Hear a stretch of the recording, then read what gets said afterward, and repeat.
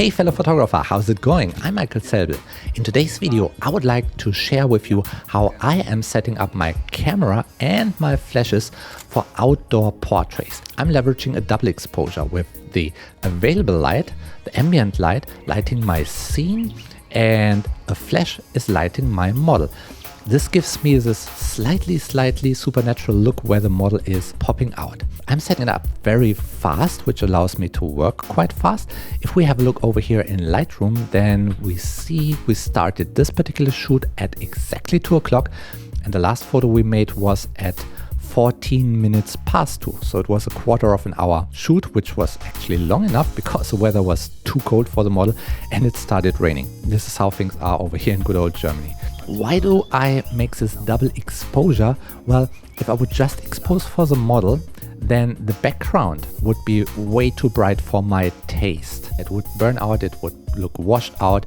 I don't like that. I like the ambient to be exposed in a certain way and the model exposed by flash in the way I want it. The first setting I care about is the aperture. I'm choosing an aperture depending on the scene.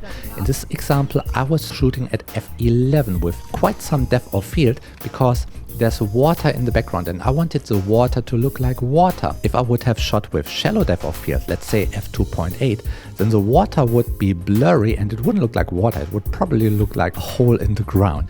The next thing is I'm dialing in my ISO value. Now I'm outside and it's bright and I know I want maximum quality and I want the shutter speed to be below my sync speed. So I'm going down. I'm choosing ISO 100, which is the lowest real ISO value on my camera. If I would have very little light, I would go up. But in this case, a lot of light, ISO 100 will be just fine. The next thing is I'm metering because I need to know my shutter speed. In this case, I'm metering the water, which represents the ambient, and then I go one stop down. I want to underexpose the ambient by 1 f-stop. For me, this gives me richer colors in the sky and in the water and so on, but that's really a matter of taste. In this particular case, my subject, which is standing in front of me, will be 2 or 3 stops underexposed. And that is awesome because this way the flash has got some room to grab her and make her popping out. I want her to be underexposed without flash. The next thing I do is I choose a light modifier for my flash. I can, for example, choose a softbox. This way I get very soft and charming light, but it doesn't look real because in nature there are not many very charming soft light sources. I can also choose a standard reflector. This is giving me hard light. This is much more like sunlight, so it's looking much more realistic, but it can also look less charming. In this case, model Nika, she's looking beautiful, so she can take hard light, but I know a lot of my friends and clients, they wouldn't be happy with hard light, they want it soft. The next step is that I guesstimate the flash setting. Yeah, I just estimate it. In this case here, I've got 2 speedlights in a softbox.